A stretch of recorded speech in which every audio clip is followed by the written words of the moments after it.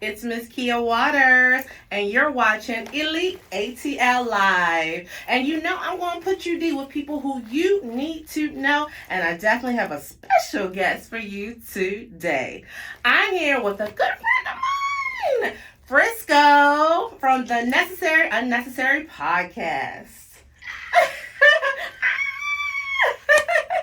I'm here, girl. I'm here. And aren't you? Oh, I'm trying to tell you, honey, if you have seen the Necessary Unnecessary podcast, it is one of the hottest podcasts in the street. Okay, it is hitting national from the East Coast to the West Coast, baby, because you know my friend Frisco is from the Bay, and they tuning in, honey. Yeah, that I mean. Absolutely. Frisco, what made you come to Atlanta? I want to know everything. Let's start there. Girl, first of all, have you ever been to the Bay Area? Love the Bay Area. Specifically, the Bay Area is extremely expensive. So expensive. I ain't gonna lie, it's a little slow. It is definitely slower. Certain things I want to do. And what you want to do, girl? Get into it. Everything. I want to do everything. Everything that's fabulous. It has to do with fashion. Yes. With networking, with being with people, empowering women. Yes. Oh, I'm all about empowering women. Okay. All about it. So, yes, ma'am. Atlanta, I came originally in 2007 to do fashion and to go to Clark, Atlanta. Nice. So, being from the Bay, you don't get a lot of exposure to African American culture like I wanted. And so I was like, I want to do something different, go somewhere different. So if we go back a little bit, in 2000, okay, when was 9/11? 2000? Oh, 2011. Okay. Oh, no, 2001. Okay. You had it. Right after 9/11, the next month, don't ask me why, but me and my homegirl was like, oh, let's go to Atlanta for homecoming. Okay. And my mother was like, what? You want to get on the plane? I said, something happened to mom. Was like, something. I'm like, we for real. So in 2001, it was like October, November, somewhere around there. We flew to Atlanta, and that's when I fell. You fell in love with Atlanta. I said, oh my God, look at all these beautiful black people down here. Yes. Girl, I was like doing amazed. It too. Amazed. And this is when Buckhead had all the clubs that was open. You can go running back and forth and going in this club and that club and this club and that club. And it was just, the nightlife was insane. Yes. And to be where there was a majority of black people, there was no shootings, there was no fights. It was just black people just having a good time outside in the heat, honey, just listening to music and going to restaurants and eating, and celebrities walking around. Yes. And it was funny to me. What the fuck I've been doing? Exactly. And it's like the mecca of entertainment. So speaking of entertainment, so 2000, I graduated high school, and then I went to City College about 2003, 2002, something like that. So when I hit about 24, 25, I started dancing in San Francisco, right? Money wasn't hitting no shit. So when I went to Atlanta, and I went to Magic City, I said, oh, bitch. Oh, bitch. I need to be here. Okay, that's where the money was at. See, I didn't know Atlanta was like it was, right? Girl, you got me sitting up in my seat, I'm serious. I'm thinking Atlanta was slow country, just like no that was your perception of Atlanta, right? Oh, girl, you was dead wrong in the world. Wasn't. I'm in the strip club in San Francisco, Garden of Eden. Shout out Garden of Eden. And I'm dancing. I'll never get this football player. Came from the South, and he was dancing. Me football players just loved me, right? So he's like, "Shawty, you need to be down in Atlanta." And I'm like, "What? Atlanta?" I said, "Why the fuck would I leave San Francisco?" Right, because you thought it was Atlanta. Like, place. I don't even make sense. And so then he was breaking it down how the money flowed, and I was like, light bulb moment. Right, that part. So then when I went to Atlanta with my girls, and they was like, "Come on, we're going to Magic City," and at first I was like, I don't want to go to Magic City. I didn't come down here to go to the strip club. I'm thinking it's like back home. So I'm like, I don't want to see that shit. Like, see back home. It's an epic, situation up in Magic City. They're hanging from the ceilings up in that mofo. That wasn't even the part that amazed me. What was it? It was the ass. Them hoes look like houses. I was like, look at these. Oh, you gonna see a lot of ass in Magic City.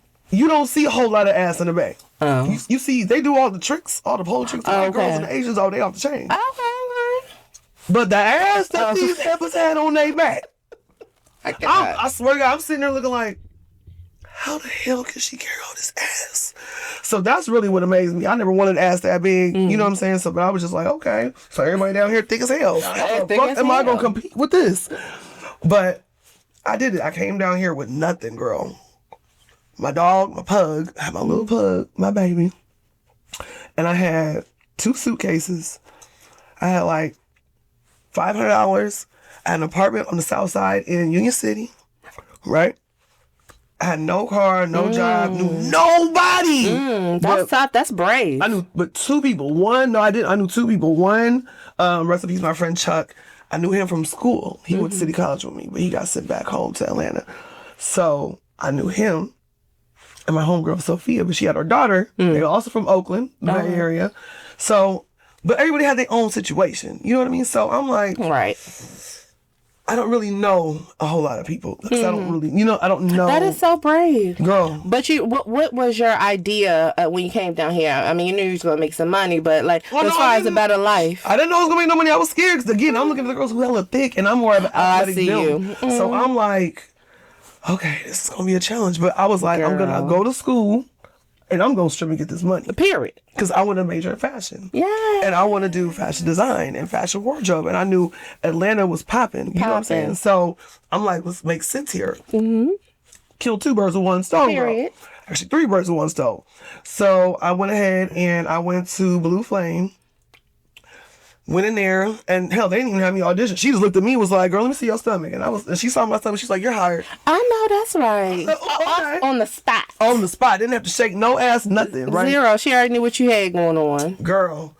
So then something just told me to go to another strip club. So it's closed now, but I forgot what it was. It was on the south side by some train tracks. It was a little hood club. Okay. Because I didn't have the money for Blue Flame to get the permit. That's what it was. Oh, to get a permit. Okay. Yeah, you got to get a permit to strip in Atlanta. Okay. And in Georgia, period, you got to have a permit. So I didn't have the money. Again, I ain't got no job, right? Right. So I went to the little hood club that lets you work off, like, making money to get your permit. Like, they'll let you work for free, but you still make money put aside for your permit, and you pay them also, right? Okay. So worked there for it. I didn't make no money. I didn't make money in the hood clubs. That wasn't that the hood boys they didn't like me. I wasn't their cup of tea. Okay. And the girls that was working there, you know what they told me? You need to be working at Magic City. You in the wrong club. I said, wow. They said, go to Platinum 21 or something. And they was like, you don't need to be in here. You too pretty. I swear on my life, that's what I was told. And I was like, ever since then, I said, shit, bitch, let me take my prettiness. Okay. And I went to Platinum 21. Okay, Platinum 21. Is it still open? No, I don't think, is it? Because I'm not familiar with it. Kamal's 21. Kamal's 21? You don't know Kamal's either? No, ma'am. I'm like 3 years old outside. Girl, you know, I was nursing for like 18 years. Okay, so it's on Piedmont. Okay. And Cheshire Bridge. Oh, that's a nice area. Is it still open? I don't remember if I think it might be something else now. Okay. But Onyx. Okay, I know Onyx. Okay, see, it's around the corner from Onyx. Oh, okay. So I went to Platinum, made my little coin there, Yeah. got my permit and everything all situated, right? And then Onyx opened up. Oh, you went to Onyx. And when I heard Onyx open up, they took all of Platinum's customers. I bet. So we was in there just... I know that's right. Birds chirping, right? I said, bitch, I'm gonna get this money. So my goofy ass not knowing how it works in Atlanta, I went to Onyx during the day. So I got on day shift. But night is where you make all the money. Yes. So I had to work my way up. Yo. What? That's a tough one. Working during the day? Yes. Yeah. And going to college. Mind you, I'm going to Clark, full-time student. So I would leave school, then I would go straight to the strip club. Okay, yeah. You know what I'm saying? Hustling. And I'm literally sitting on the floor doing my homework. I know. And my general manager right next to me. Yeah, okay. Dead ass. That was my life for a couple of months. Do what you have to do. Listen, I'm a real hustler. Period. Then after that, I was able to get on night shift after they was like, okay, Frisco, okay, we'll let her get on night shift. You know what I'm saying? We think she can hang with the night shift, bitch. Oh yeah, bitch, I can hang with y'all. It was 125 girls working that night in Onyx. This is when the money was. Whoa, that is a lot. Child. So I took the name Frisco, representing San Francisco. Hey. 'Cause I was like, if I'm gonna be in Atlanta, y'all gonna know where I'm from. You don't have to ask me. Right. I'm from the Bay all day. So that's how I got started in the stripping era world. I know that's a. What did you learn from your experience as a dancer? You talk to me. A lot. Okay, I bet. Can't trust men. I'm sorry. You just Just put it out there. Just say I'm what not it saying is. all men, but I mean 99.9 at this point in life. It's a lot, you know. But continue. What other lessons did you learn? working in the strip club, you see a lot, friend. You do. You see a lot of men who you knew just got married and came in the next day with a totally different bitch. And you ain't never seen his wife ever again in the strip club, but you'll see what a different Oh, I'm girl. too empathetic. My heart breaks for his wife, and I don't even know them people. I've seen girls who work in the strip club busting their ass in the strip club to make money for their kids because the baby daddy don't take care of the kids, but the baby daddy will come to the strip club and throw thousands of dollars on another bitch. I've seen just anything you could think of, and it makes you just Right. sit back and be like, damn, can you trust anybody in this bitch? Right. I done seen girls who are best friends turn against each other for money. You know what I mean? Like sleeping with the trick. Like one girl will trick off with the trick, and the next day he'll come in and won't dance the friend because you done slept with them, bitch. You done fucked up the damn money. So Dang. I would say it was an experience, and I had the time of my motherfucking life. I ain't gonna lie, I did this. I still got videos in my phone to this day. I got pictures. Okay, now I'm looking at you, Frisco, honey, and she showed me some of these videos and some of these pictures before. My friend over here was a premier dancer. Okay, I'm talking about she did all the things that you think that you want to see when you go. Yeah, she did them. On the post, flipping, spin upside down. I love it for you. I love that you can say, you know what, did that. Okay, check that box right on off. Okay, your favorite? Yes, I was. Love that for you. Okay, tell me more about your time at Clark Atlanta. Girl. Yes. Clark was amazing. It was amazing. It was dope. I'm a tomboy, right? So I wasn't joining no damn AKAs, Deltas, and I wasn't doing that because I was like, oh yeah, y'all gotta dress and act a certain type of way. That ain't gonna work for me. So I used to just sit out on the promenade by myself. And for whatever reason, the football players would come and just sit with me and just chop it up. So, you know. You're pretty. But it was, thank you. But it was more so just like, this is interesting. Well, one of them I didn't know from back in the day when I went to City College in San Francisco. So I did know one, which was really, really weird, that we traveled across the country and didn't even know, and both ended up at the same school. It was hilarious. So I did know one, and then like I just hung around with the football players when I went to Clark. I didn't know any girls unless they were in my fashion class. Right. Like literally, that's who I hung Just around a natural selection type situation. I don't know what it was, but I hung around with them, and I learned a lot going to a predominantly all Black historical college. Yeah. We don't need white people. Talk about it. We don't need them. I mean, if it was up to us, we would be in charge. But, you know, I think they got the head up on us about 300,000 years ago. But yes and no. Talk about it. Mentally, we are trapped. And that's the only thing stopping us. But, you know, that was by design. They had to kept us early. So parents need to start teaching their children. That's true. Going forward. She dropping gems, y'all. We don't necessarily need them. And not even parents. We have a gazillion, billion millionaires who are African American. Authoritarian We figures. have a lot of prominent Black people who are millionaires and billionaires who, if they got together, could build You're right. a whole entire government nation. You're telling the truth. We have some very powerful people who have those. But what's the problem? Because it's a problem because it's not happening. So what's the problem? I think they're scared. Period. They're scared that their situation is going to become uncomfortable if they go against the grain. Absolutely. Absolutely. And it pisses me off. Yeah. Because, honey, if I had some money, it would be Black every day. Everything Black. No, I'm sorry. You can't come here if you're not Black. I'm sorry. This is Black Day. It's just for us today, okay, motherfucker? Y'all have every other day. Not segregation, reversal. And that's another thing. Blacks only. We should have stayed segregated. Man, we should have. I'm not mad at it. Don't get me I'm started. not mad at We it. should have stayed. But see, what the thing with segregation was the violence. That's the part I didn't like. Right. If we could be segregated happily, They was fucking with us. Because they didn't want us to have anything. They was like, wait, hold on. They surviving without us? the problem is they created the infrastructure. So they said, okay, only we can use it and y'all, whatever. Right. You know what I'm saying? Right. So if there was infrastructure in place for us to be mutually comfortably segregated, I'm on board all day. What are you talking about? Man, listen. We had so much. Listen to the book, The Warmth of Other Suns. The Warmth of Other Suns. It was, it's about the Great Migration. So after slavery, what did we do after slavery? That's what the book is about. And it will give you so much insight as to how we are where we are and why we will always be where we are. If you listen to that book. Not always be, though. I hate to say it. That made it feel like it was no hope. I hate to say it. I mean, Oh my when you turn on God. social media, do you feel any hope? Honestly, I tried not. I mean, to answer your question, no.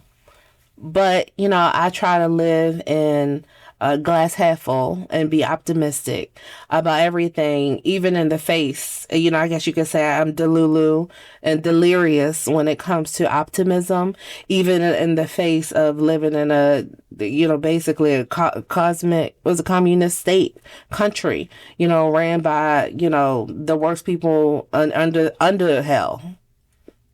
Yeah, but yeah, I'm going to be positive no matter what. But no, hope, I have to generate it because it doesn't come natural. You're right. I had this much. And then every time I get on social media, I be like, it's always that one. You be like, see, you going to be the one It's always something. to hold us back. I mean, if it's not the stuff they put in the foods, you know, let's not even talk about the e-files, you know, and the war and all the things that's going on right now. How they, you know, gatekeep the money and gatekeep opportunities to succeed and all the things. I mean, it definitely makes it easy to be, you know, less optimistic about the future for us, for sure. Only hope. The vaccines and all the things and how they depopulation, routine depopulation. You know, it's definitely a sad situation. But I do think if we had more control, if we had more control and more hierarchy within, you know, being a decision maker, you know, for the U.S., I do feel like, you know, we would be in a better place for sure. Because I think as kings and queens, we automatically think about our tribe. And we want our tribe to grow and live well. And that's not their objective at all. I agree. $1,000,000,000%. No. No, ma'am. That's why I stay high, girl. Girl, you gotta do what you gotta do, because we gotta find a way to navigate these waters that we living in. I mean, we just have to, you know, to keep going on and focusing on our dreams and our progression in life, and for as long as we have it, because each day we wake up, God gives us another opportunity to be our best self. So speaking of that, Miss Fashionista, you think I missed it? If anybody in Atlanta has seen Frisco outside, honey, let me tell you, these outfits she puts on, honey, they are a spectacle. You are looking at something you ain't never seen before and want it. Where you get it? Let me take a picture with you, okay? It's giving next level energy. It's giving next level icon. Frisco, tell me about your style. I'm a tomboy, girl. Okay. I'm a tomboy. But it's given like feminine tomboy. Like, I love it. Okay, feminine tomboy. Let's create a style. I love it. So, I think my t-shirt brand from many moons ago would explain. So it was called I'm Incredible, which meant everything: tattoos, being a black woman. Yes. I'm a little bit androgynous, people like to say. I'm very much like the rebel.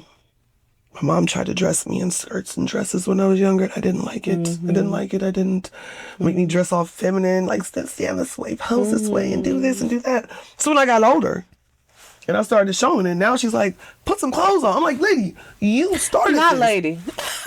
You started this. Right. You know what I'm saying? Like, I would try to put a baseball hat on or some tennis shoes. Like, let's calm down with all that. Like, it's too much. I don't like pink. That's just, ugh.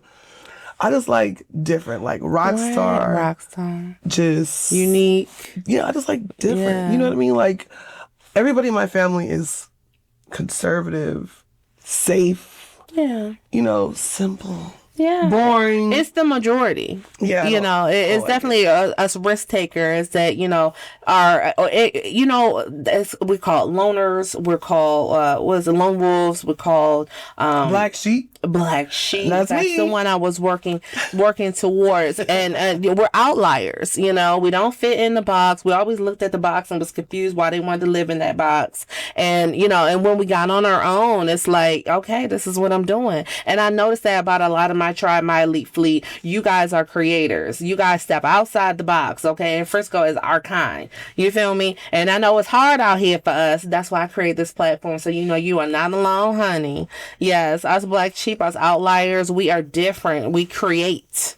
Absolutely. We don't just absorb and go along with the flow. Right. We create. Right. And like I said, you're creative. You created your style. You created who you are as a person. Okay. Well, and it's a hustler's energy. Okay. And it usually starts there because we got to have that internal motivation to step outside the box. It ain't easy going off the beaten track. It ain't easy. People gonna look at you. You gotta deal with all the social aspects of it. Then you gotta deal with, okay, now I'm out here in the grass. Where I go? Okay, now we gotta make our own lane. Right. Absolutely. Absolutely. Mm-hmm. I get stared at all the time. Mm-hmm. All the time. But I found out one of the reasons why. So if she's watching, Sky from Black Ink. Listen, I am so tired of people coming to me every day. Oh, I can see it. Thinking I'm her. I can see it. If she hadn't said nothing, but you know what? I can see it. Friend, the other day was crazy. Right. So I work at Lenox Mall, right? Mm-hmm. So I'm walking past the food court and I can see this couple sitting on the inside and this girl, she's like, and I'm like, right. I'm like, I don't know. I mean, because you're a celeb in your own right as well. Okay, don't act like a don't know Frisco necessarily. And I know a lot of people. Right. So I'm like, maybe I know her from somewhere. Maybe hey, you do. girl, right? Right. So I go up the escalator. Go up another escalator. I'm going up 2 now. Right. And I turn around and she's right behind me. I am hollering. And she's all out of breath. Not been running. We get up to the top and I'm like, girl, you okay? Right, you got she's all like, not the shaking. I swear on everything I love. Hollering. And I'm like, she goes, I couldn't even understand what she was saying because she was so like, oh wow. And I'm like, girl, calm down. Right. I said, who did you think I was? Like, I don't know. And then she goes, did you think I was Sky from Black Ink? She goes, like, her? And I was like, girl, I'm not her, girl. I went right here to Kira. And she was like, well, shit, can I take a picture with you anyway? And I started rolling. She's like, you pretty. And so I was like, okay, girl, come on, take this picture, bro. Ciao, Sky, listen, bitch. I don't know if I need to come on Black Ink with you as your little sister, cousin, auntie, favorite cousin, somebody. I can see the resemblance, though. I've never watched Black Ink. But I know what she looks like. You know what she looks like, right? I have to Google it. Yeah, you have to Google it. I never watched the show. I know of the show. Right. But, I never watched it. Mm-hmm. Just never got around to it. I love tattoos and I love the thought of it. Yeah. But people every day at my job come up to me. Every day? Oh, girl. She said, what? And not just once or multiple times throughout the day. Wow. Girl. All day. All the girls. Oh, wow. I've had girls, they've been calling me up to the register. Cause I'm a manager, so they call me up there to put a code in. I've had customers just looking at me like,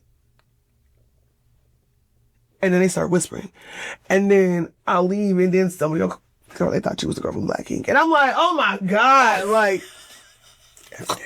Every day. I mean, And I see her, she's cute. Yeah, as cute as me. Y'all pretty. You know, both of y'all well known. You know, got the titties and the tattoos. I ain't got as many tattoos as she do. I'm trying to catch up to her. I know that's right. You think, you get more tattoos? What? I know that's right. What? Okay. My husband said, you need some more, baby. I said, do I? Yeah, I need to get all this. I need to get my hand covered. I got this ugly scar, so I got to get some more on my hand. Oh, your ring is so pretty. You mentioned you were married. Thank you. And this is my friend in real life, so I know she is happily married. Girl, how'd you land a good one? You want to hear that story, girl? Yes, right now. Thank you. Okay. I met him on blackpeoplemeet.com. Oh, my God. I swear to God. It's given 90s. Yeah, I really did. So after I had a bad breakup with my boyfriend in Atlanta, that was the first problem. He was in Atlanta. Oh, I had a breakup with him, and I moved back to the Bay Area. I was lonely, and I was just like bored, and I just wanted to do something different. Now, I had been on Black People Meet before when I was in Atlanta. Oh my God. We see that. It's giving plenty of fish. Yeah, it was. It was plenty of fish. But when I got back to the Bay, it was a little different. Okay. So I had 3 men that I had narrowed it down to. Okay. And I was like, let's see, how are we going to do this? One was a doctor. He worked in Napa. He was about, I think, my height, about 5'10". He off top gave me controlling. And very just like... that's what we want. I live in Napa and I have a Benz and it's a drop top. Oh my God, I must throw up. I had to catch myself. That was the first thing. Then we had number 2. He was about 6'6". Chocolate ball headed man. He was a nurse. He had his own spot. He had his own car. I was like, okay. Okay. You had me at chocolate ball. Might be able to work with something. Okay. And then we had number 3. Oh my God. It's so smart. I can't. Cedric was just different. His picture was of him in the bathroom, holding his phone with a black zip-up hoodie on, just like... Okay. It was very like, here I am, holding the phone, taking the picture. Right. Like, this is him holding the phone. And I was like, oh, this motherfucker look crazy. And I went through his pictures. And honey, he holding big guns. He out in the desert. I saw, oh, this motherfucker was in the military. Okay. I don't like that. Absolutely. Military men come with benefits. So I was like, let's be smart about this, bitch. You know what I mean? So I went out with, I canceled the doctor. He got canceled. Went out with the guy, the tall dude. He was cool, but he was very religious, and I don't like men who are too religious. Don't try and push the Bible on me. Please don't do that. So, and he just, I don't know. No, it just wasn't a match. It wasn't. But Cedric? No. We went to Fridays, and I met him there, and it was so funny, girl, because when I walked in, I did not see him, right? So I walk in, I'm like, where is he? Right? And this fool was sitting in the back by the, like, close to the exit, right? Because he said if I was fat, if I was ugly, if I didn't look like my picture, he was going out that door. And I said... Instantly. So when he saw me, because I think he called me and I answered my phone, I'm like, where are you? And he was like, over here, over Happy here. as hell. And I was like, oh, wow. Okay, we'll go to the bathroom real quick, right? Girl, after that, we had a great conversation. He, another thing about him that cracked me up, he got shot a couple of times, God right? damn it, Yeah, he what? got shot a couple of times. And he told me he got shot in the ass. And I was like, you did? Like, everybody got shot in the ass? No, that motherfucker got shot in the ass. And he stood up, he was like, feel right here. And I was like, ooh, you gonna be pulling your ass on the first day? I was all excited. I felt the bullet hole, and I was like, oh, this is cool. He really got shot in his ass. Oh, wow. So I fell in love with him after that. And, Oh, of course, naturally. Naturally. And then we were together every day. I love when it's like that. You just fall in sync. Every and you're just day. together. And he would cook. First of all, the motherfucker knew what he was doing. Okay. He could cook. Yes. And I love to eat. Okay. I You mean, know me. That works. I eat a lot. And he cooked a lot. He would come over. I was staying at my best friend's house because I just moved back to the Bay. He would come over. He would cook for me. Then we would watch a movie and I would smoke because he didn't smoke weed at the time, but I did. And I would smoke. And you know, one thing, we'll do another. And that would be like, we would just hang out genuinely all the time when we went to the movies. And not only that, he also would buy everything. Oh, he Paid took care of you. Girl, if I try to pull up, he'd be like, That's what a man should do. I got it. Mm-hmm. And the cute part was, he's not rich. You know what I mean? And I'm not that girl that needs a rich man. Right. If you can feed me, bitch, we're good. If you can come to me and I don't have to keep coming to you, Right. we're good. We can make something work. And one day he hit me. He was like, I don't have any more money. I spent it all. And I was like, baby, don't you worry. I sent him some money. I was like, Look, Big Mama got you. Come on, Big Mama got you. Big Mama got you, man. Bring them goodies over here. Don't worry about it. Girl, that was my man, honey. And then Cedric he was different. Like, he was like, he wanted to move in together. We had been dating for like 4 months. And he was like, let's move in together. And I'm Well, like, you know, you know. I was like, oh my God. I know. Man, put me on his bank account, honey. I was like, yeah, he did. He did all of that. He did that. 'Cause I didn't have my bank Oh, he account. knew what time it was. He really took care of a bitch. So I was like, listen, I'm about to suck this dick. Do everything. I'm doing whatever I need to do, girl, to keep this man happy. You need to eat, baby. You want me to cook it naked with you? Frisco, you got me hollering in here talking about your husband, child. But I am so happy. I love a beautiful love story because, you know, in my mind, before I was a queen, I was a princess. And I believe in happily ever after. Some people think it's delusional to still believe in love in the days and age we live in, honey. But it is stories like hers that keeps me believing. For real. Now, it wasn't easy, friend. I ain't say it was. But y'all still together and y'all still happily in love. That's enough for me. We are extremely happily in love. Extremely happily. Oh my like, God. no, but for real, like, it's about communication. If you can't communicate, it's not gonna work. And then you have to be honest when you communicate. Mm-hmm. And you have to be able to take criticism. Yeah. Everybody is not mentally able to do that. But I took a lot of therapy also. That's a big deal. Therapy is a big portion. What changed the dynamics and everything. Really? Absolutely. We started, so Cedric is a veteran. Mm-hmm. He has PTSD, severe PTSD.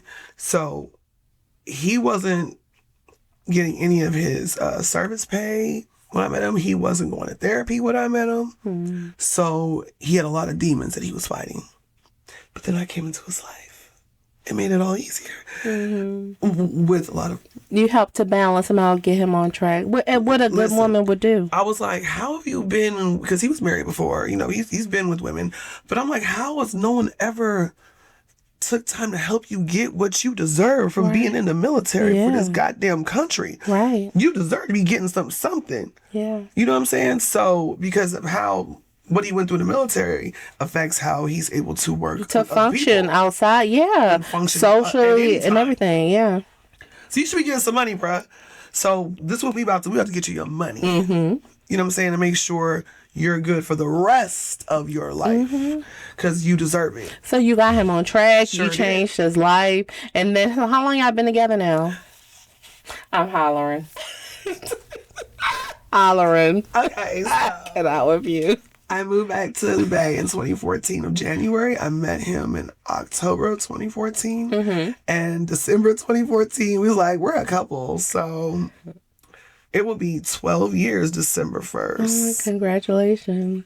12 years. Yes, 12 years, Of us baby. being together. Married, we will be married 3 years in June 3rd. I love that y'all took that time to really like get to know each other and live and grow, learn each other. Tell you, I learned a whole lot, baby.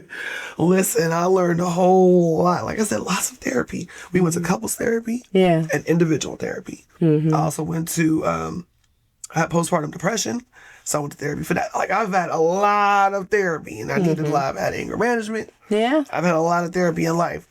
And it's helped me grow and be able to function and deal with my husband. And be a better wife and a better person. And you did it for you too. And that's Oh, why absolutely. you're the amazing person that you are right now. Okay? It's those outliers, those outside the boxers. I'm trying to tell you, a lot of people in the box, but therapy, what I want to go to therapy for, I'm going to do what I want to do. All black people need therapy. I'm trying to tell you, everybody. All of us. I We all mean, need every human being That's needs true, too. therapy. Yes. Okay, let's talk about Yes, it. You know, absolutely. so going to therapy and accepting it as a natural, you know, mental health. Mental health is just as important as physical health, Yes. if not more. Hello, Absolutely. you need your brain for everything. Absolutely. You know what I'm saying? Absolutely.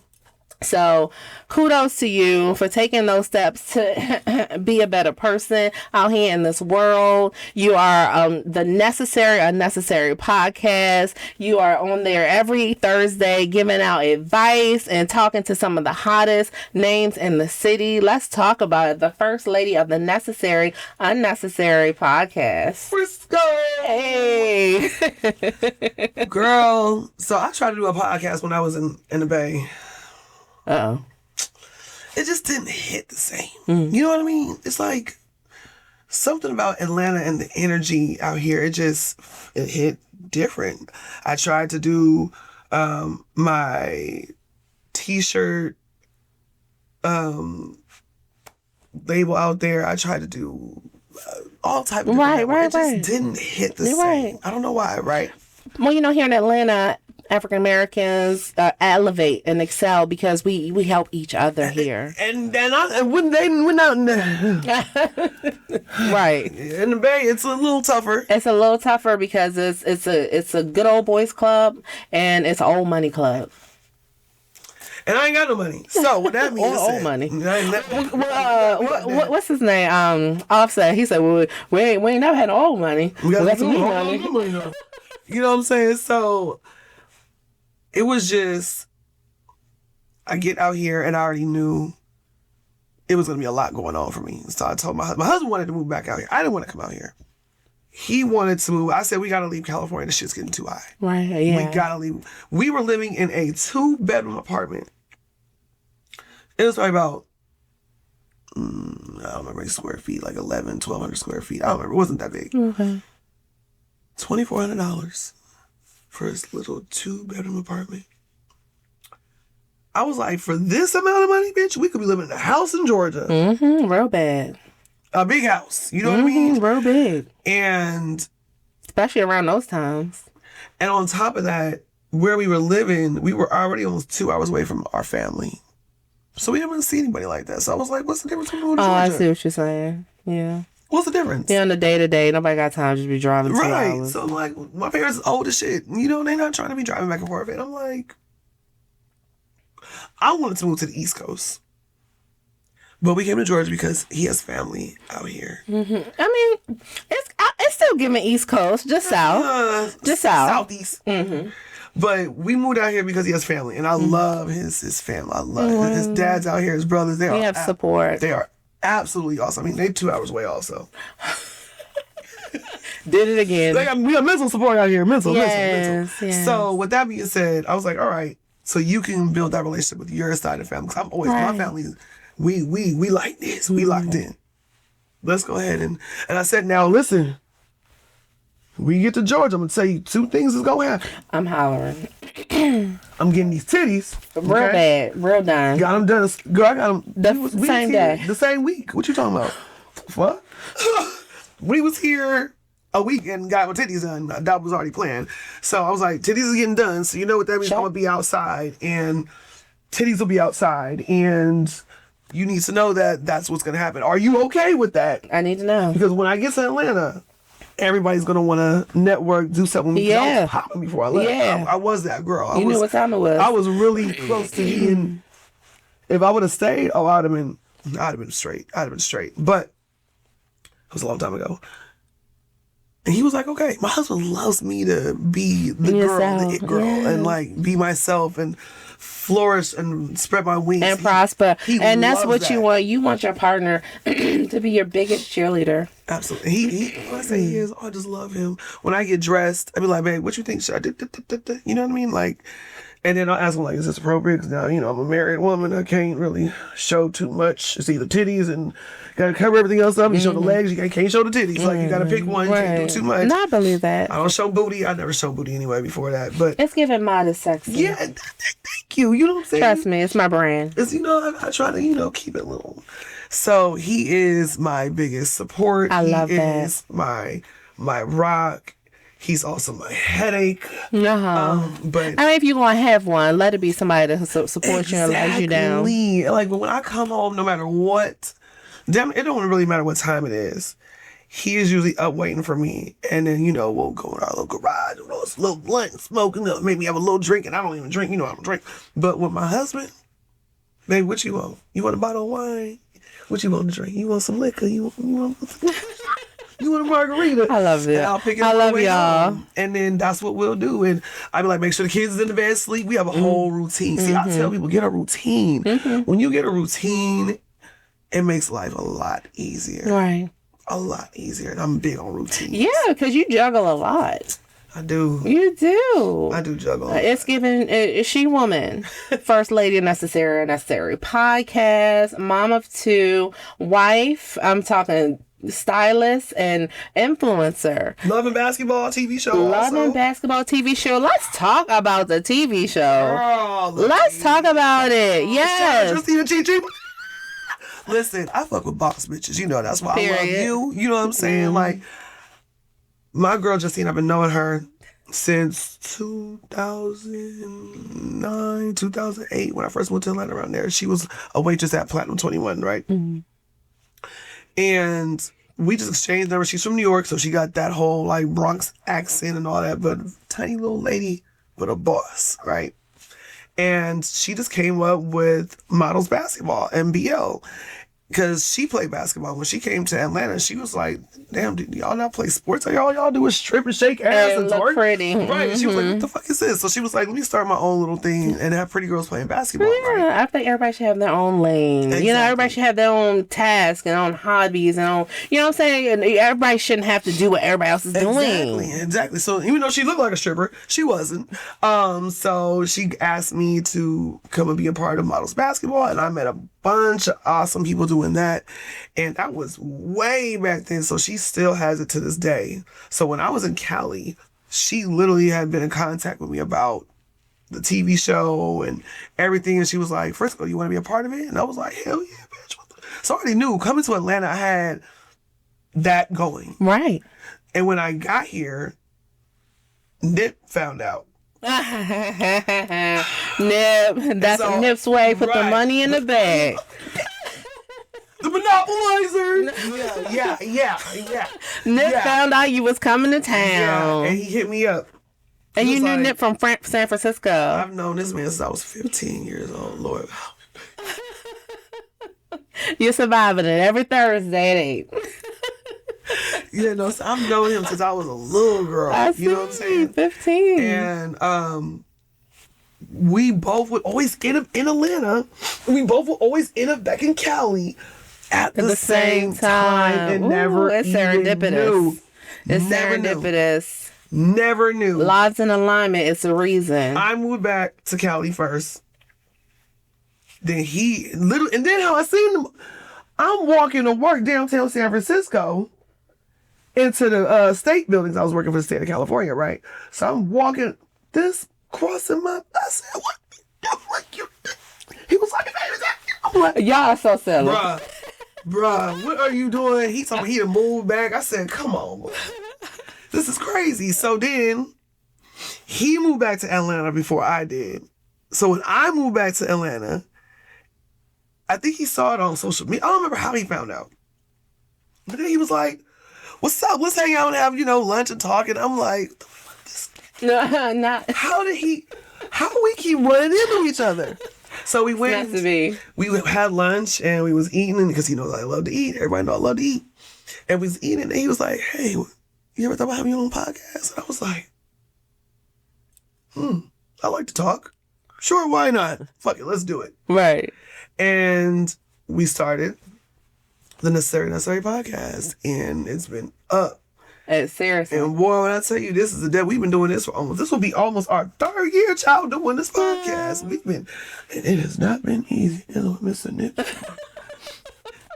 We've been doing this shit for almost 3 years. You guys are definitely branded in the city as one of the hottest podcasts to go on, especially for exposure for indies as well as legacy people in the entertainment industry to come on and talk about what they're doing, what they got going on. So if you have not already followed the Necessary Unnecessary podcast, which I know you already do because you're my elite fleet, you know what time it is. Make sure you follow the Necessary Unnecessary podcast with my friend Frisco and Nip Swag. Put the money in the bag. And if you're an artist, entertainment, creative, all the things, make sure you tap into their DMs so you can find out how to get on their show.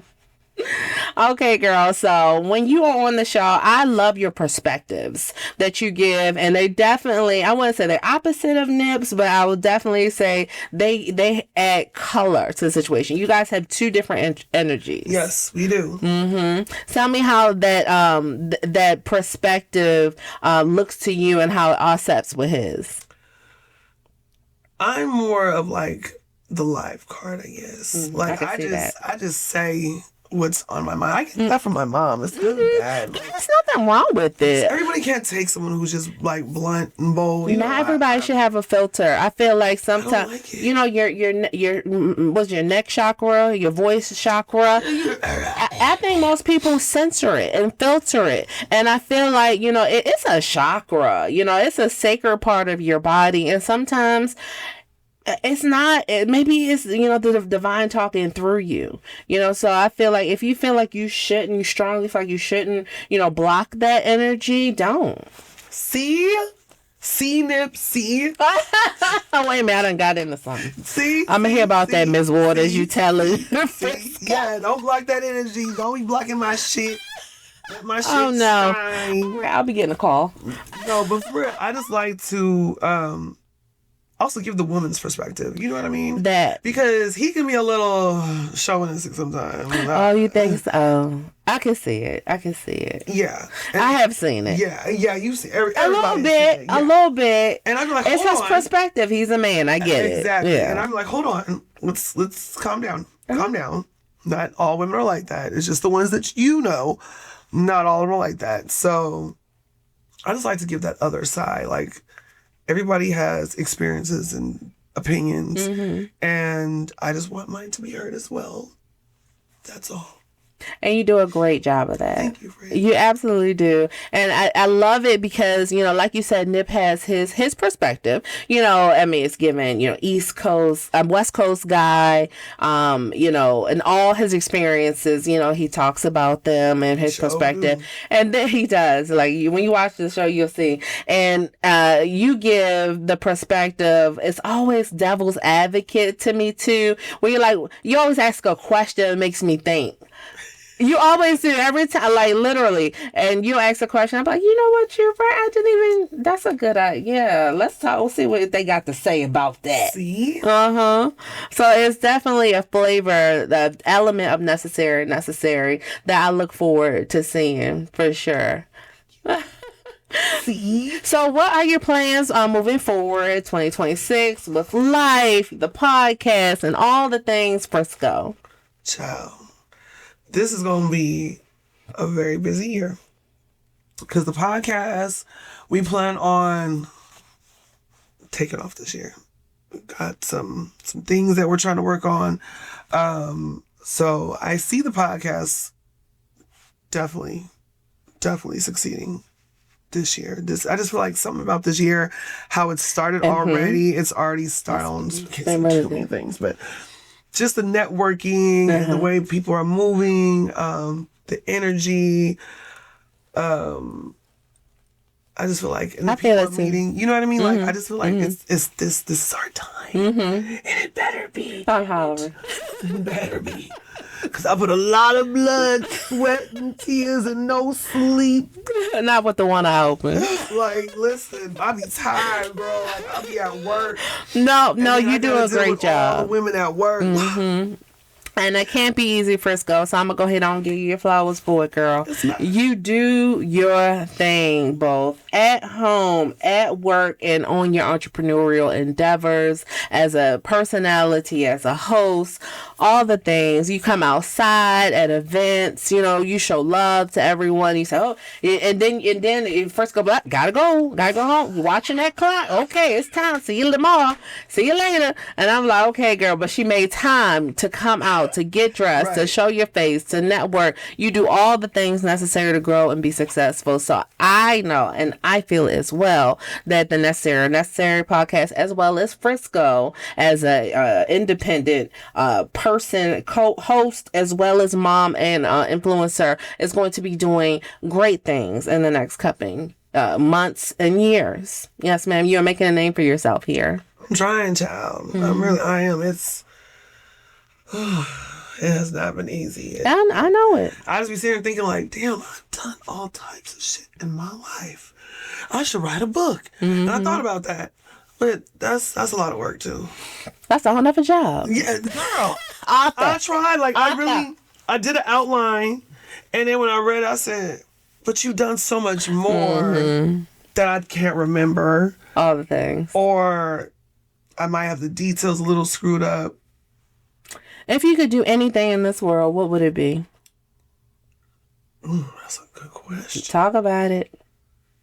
I like to ask my creators these kind of questions because our imaginations and our determination to reach those goals are exceptional.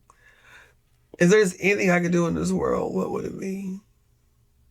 Right now, if I could get my foot in the door to work at Tyler Perry Studios. Nice. That's really another reason why I moved back down here. So to be an actress? No. I want to work behind the scenes. Stylist. Wardrobe stylist. That's... Because I've done it before. I worked with Ruth Carter. You know who Ruth Carter is? Ruth Carter, no. What? I don't know. Oscar nominated for Black Panther. She did all the wardrobe. Oh, wow. For Wakanda. She did all the wardrobe. Spike Lee discovered her. So she did Amistad. Amazing. She's wow. like all those Spike Lee movies. She's Ruth Carter's wow. Dope as fuck. So I met Ruth when I was first living in Atlanta. And it's crazy how I met. Like, this is why I love Atlanta. I literally met her through a guy who was selling hair at the strip club. Oh my God. Started dating him. He had 2 hair salons in Atlanta. I was making jewelry. He said, come to my salon, sell this jewelry. Went to the salon, sold jewelry. One of the people who worked there bought some jewelry. Worked on a TV show called Being Mary Jane. Worked on the game. He was doing hair. He wore my necklace to the studio where they were shooting these. Everybody said, where'd you get that from? Oh, I got this from Frisco. He called me and said, girl, you need to come in here right now and sell that jewelry. First day I went up there, I made about $1,500 selling handmade beaded jewelry. I swear to you, it was crazy. I went to the strip club that night, honey. I set up my little show. I said, bitch, I ain't even got to take off my clothes today. Because I had girls buying jewelry. Like, I was the entrepreneur. I was selling jewelry. I had a t-shirt line. So with that, I was able to meet Ruth. She was the wardrobe stylist for Being Mary Jane in the game. And they've shot them both in the same studio. And networking, talking to different people. She was like, okay, come on, let me see what you can do. And I would work on set. And it was so dope. Because you don't see how much work is put behind those scenes. Like, they'll take a scene with nobody in it. Then they'll take a scene with everybody in it but the main characters. Then they'll take a scene with everybody in it. And then you have to make sure every detail is perfect. Everything has to be perfect. She can't have a tag. Everything when they're sitting down, how the place. Continuity. Listen, I loved it. And I met so many awesome people, so many actresses, so many legends. I met just, so I couldn't even tell you how many people I met, but it was so dope. And I was like, I don't need to be on the front. I don't need to be on the screen. Put me behind screen, okay? I think you would be exceptional at doing that. 100. What, actress? No, being a stylist, a wardrobe stylist. Like, it goes without saying. And you're right here in the city to do it. Okay, so what are you doing to get there, my friend? Because it is literally down the street. I've been trying. I've been networking with people, but Yeah. I'm not gonna lie. Since I've came out to Atlanta, the wardrobe styling thing has been oversaturated. Okay. I can Everybody see and that. their mama I can knows see a that. wardrobe stylist, Like girl. go to somebody random on Instagram and it's like their bio. Right, It's like, everybody's a no stylist. And I'm like, credentials. half of y'all bitches can't dress. Let's just keep it. And then so they come into Akira all the time, girl. Oh. And then I be looking at them style their clients, Oh my God. and I be like, oh no. that's what you're gonna. Okay. I hate it. And I know everybody has their own Yeah, style the looks and their own- stuff. But when we're talking about like just common sense, like Not common sense. when we're like friend, like dress her for her body type, not for what is on Instagram, what she wants to look like. Oh, okay. Women, unfortunately, I have to say, but we live in this, I don't know, this world where we don't want to acknowledge that's not your size, baby. You can't wear what she's wearing in the picture. You're not gonna look like that. Now I can get you something similar. We can dress you for your size. You're not a small. Right. You might be a large. That's okay. So Right. They see the picture and they see the outfit and they be like, maybe I would look cute in that mess. I got this one. It is a struggle, And honey. it's not their body type, not their Listen, fit, not their color, all the things. I done had women start It's crying. levels to the stylist. You know, you is. can't just go in thinking you want to do it and that's what No, it you is. gotta have patience because I've had women cry. No. Oh, I've had several women like cry because When they they thought that they were. and they not. Yeah. Oh no. And I had to be like, it's okay, baby. I got you. We gonna make you still fly. You just kidding. Clearly, there's levels to the stylist thing, and you got to know the basics. Hello, step one. Yes, So, yes. Frisco, we're going to go ahead and I want to know what you want to leave my elite fleet with today as far as, you know, what to expect from life. You know what I'm saying? You know, when you put in the hard work, when you have done all the things that you have done to get here. I mean, you came from the West Coast, baby. Like, you're a mother. You're working around the clock at this point. You know, when you put in that kind of work, what to expect from life. Can you give them some advice on that? A lot of disappointments.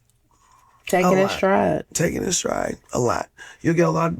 And I say don't put all your eggs in one basket and don't put too much, I hate to say this, but faith in what people say. Look at what they do. And then you won't get so disappointed because you already know what to expect. But yeah, just expect for things not to always go your way. You know what I mean? When you go into thinking, oh, this shit gonna be easy going. And still do. And still go and do it. Again.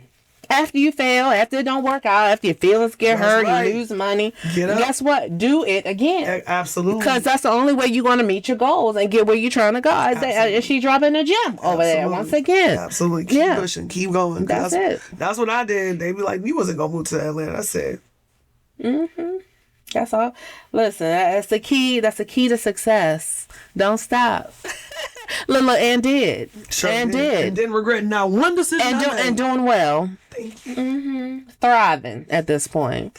Thank you so much for coming on the show, Frisco. Anything for you, girl. Every time I see her, I get so happy because we be outside and we run in so many different circles. We have so many things on our plate. So when I get to see my friend Frisco, I'm always so happy. I am so happy she's on the show. You guys make sure you follow my friend Frisco and the Necessary podcast. Make sure you stay tuned to her and Nipsway. Put the money in the bag at 8 p.m. on Thursdays. Thank you guys so much for watching. I'll see you next time.